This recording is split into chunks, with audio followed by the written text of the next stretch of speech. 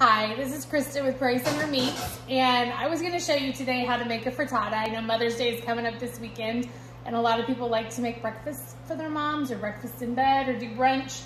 Anyway, this is a really versatile and easy way to feed a crowd some eggs. So what I'm going to do today is I'm going to make a version of a Denver omelet or a Western omelet in a frittata form.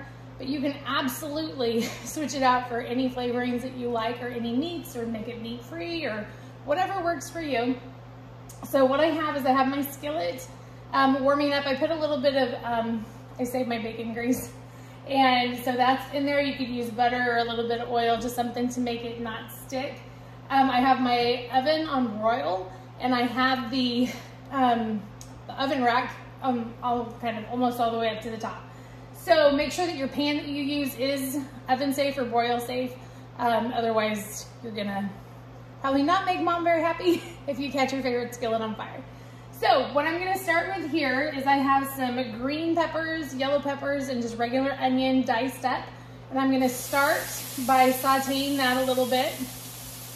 And here again, if you're for your vegetables, if you don't like onion, you can leave that out. Mushrooms are really good. Spinach is excellent. Broccoli, asparagus, there's so many different things you can use. So really whatever you like, or if you have old vegetables that you had left over from dinner, those make really great additions to frittatas. So like I said, very, very versatile. So we're gonna let these saute a little bit. My fire's on about a medium heat. Just wanna get these soft. And I'm also gonna add in one of our ham steaks diced up. So that's gonna go in here, and we just wanna get this all warm and the vegetables a little bit soft, because once the egg goes in, the rest of it's not gonna cook as much. It's not gonna soften up very much. So I also have here, this is 10 eggs and about a teaspoon or so of our grill seasoning. You can just add salt and pepper if you want to, or if you have a favorite grill seasoning. We just like the flavor that it brings. I don't add extra water or milk to my frittatas. I just like them kind of eggy, and they work out okay, but you can absolutely add some of that as well. So this is continuing to cook. My other two dishes, I have some green onions for the top, just as a garnish. And I have some of the Hemi Brothers Applewood smoked cheddar cheese that we're gonna add in or put on the top here before we pop it in the broiler. So, if you're wondering what a frittata is, it is basically just a big pan of scrambled eggs that you finish in the oven. The nice thing about it, like I said, is it serves a crowd, because I know sometimes when you make eggs, you can't get them all, finished at the same time, or sometimes scrambled eggs dry out if you make them too far ahead. And so this is really a pretty easy overall method for making a big breakfast, or they're really good for dinner if you get in a pinch and you can't think of what else to do.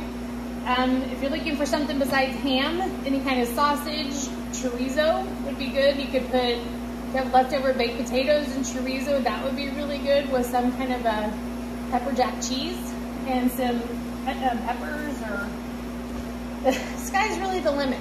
So I have Jack over here. Jack, I know frittatas are not your favorite food because you're not an egg guy, but if you were to choose things to go in a frittata, what would be your favorite combination? I would probably do probably some kind of Italian sausage and bacon. Oh, that would be good too. I didn't even think about bacon. So then I would put like spinach and mushrooms. Mushrooms I could get behind, spinach not really. Not so much. So, all right, so things are looking pretty good here. So I'm gonna take my eggs and I'm just gonna pour them over the top. And there we go. And so basically from this point, you're not wanting to make a scrambled egg. So you're not wanting to disturb it a bunch.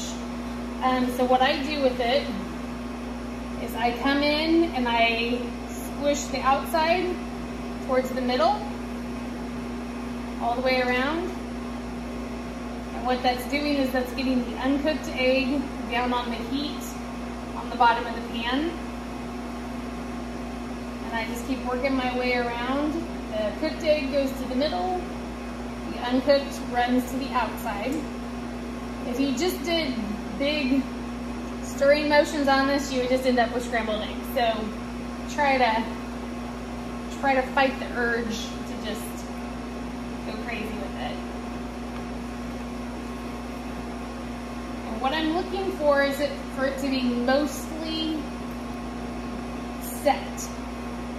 Sometimes you gotta kind of squeeze your vegetables and meat back to the outside so they don't all just end up in the middle.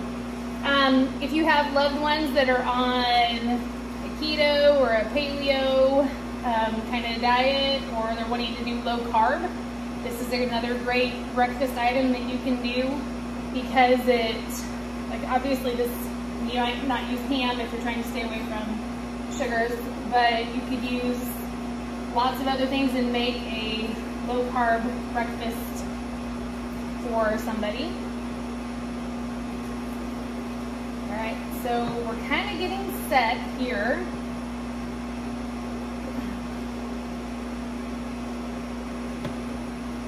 All right, so that's about what I'm looking for. So it's mostly set, and you notice I didn't go crazy on it. So I'm gonna let it just sit here for a little bit and continue to cook.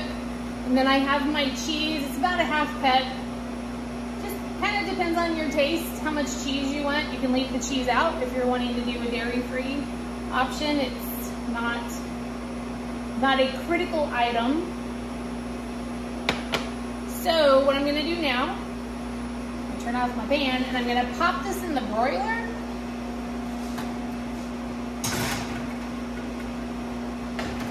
And then we're gonna let it cook for about 5 minutes and check in on it and see how we're doing. We now interrupt this broadcast to present to you herbal chai tea. It's delicious, it's tasty, and it's my personal favorite. Buy it for $2 a bag in our store. All right, well, it is done. Went a little bit long in some spots, but if you can check the middle on it and make sure that it is set in the middle. Yep, looks pretty good. You're in good shape. So what you're gonna do is for this pan, I'm gonna let it sit for about 5 minutes so that it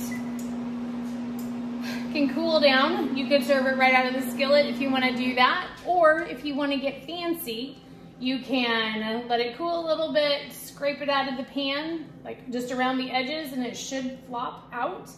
And you can put it on a beautiful serving platter, and then sprinkle your green onions or whatever garnish you want. You can always put more cheese on the top if you're a cheese person, which sounds pretty good to me. What? Parsley or parsley? Parsley, yes. My chefy son suggests parsley as another potential garnish. If you went this chorizo potato route, you could use cilantro would be a lovely choice. You can serve it with sour cream as a side if you go more that route. There's so many things you can do. So I just want you to think about a frittata and just the versatility of it, and how you can make it suit your needs, and how fast that was. I don't know how fast that was, like 10, 15 minutes, pretty fast. Mm-hmm. So, and it's a great way to use leftovers, which I love at our house. Sometimes we end up with kind of odds and ends, and it's a nice way to use up those things. So I will post a finished picture with all the products that I use in another post, but there we go, Frittata 101, way to be a hero on Mother's Day.